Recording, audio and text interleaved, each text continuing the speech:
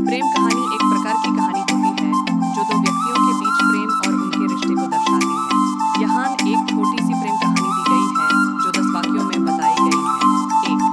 एक छोटे से गांव में आरती और राजेश दोनों बचपन के दोस्त थे। दोनों अक्सर एक दूसरे के साथ वक्त गुजारने और खुश रहने की कोशिश करते। तीसरे जैसे जैसे समय गुजरता गया उनका दोस्ती बदलकर कुछ और ही हो गया।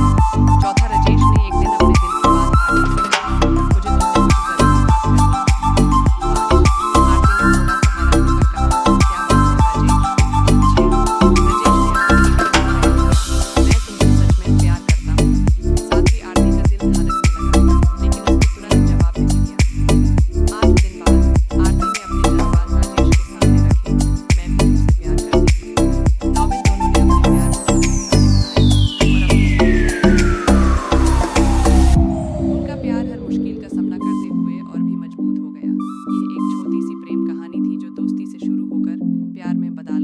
है। एक छोटी सी गांव में दो दोस्तों का रहना था, रावी और मोहन। दोनों बचपन के दोस्त थे और उनकी दोस्ती सबको देखने के लिए एक मिसाल बन गई थी।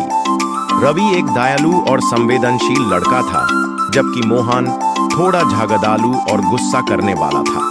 लेकिन दोनों की दोस्ती में कभी कोई फासला नहीं आया। एक दिन गांव में एक बड़ा मेला लगा। रवि और मोहन दोनों ने सोचा कि वो मेला देखने जाएंगे। मेला में घंटी के बजने से लेके रंग बिरंगे पटाखों से लेकर मिठाइयों के ठेले तक सब कुछ था। दोनों बहुत खुश थे, लेकिन बीच में ही मोहन का प्यार उसी मेला की एक लड़की से हो गया। उसने रावी से कहा, मैं उस लड़की से बात करना चाहता हूं। रावी ने समझाया, मोहन, अगर तू उससे बात करेगा तो शायद तुझे कोई प्रॉब्लम हो, थोड़ा ध्यान रखना। लेकिन मोहन ने अपनी बात नहीं सुनी और उस लड़की के पास गया।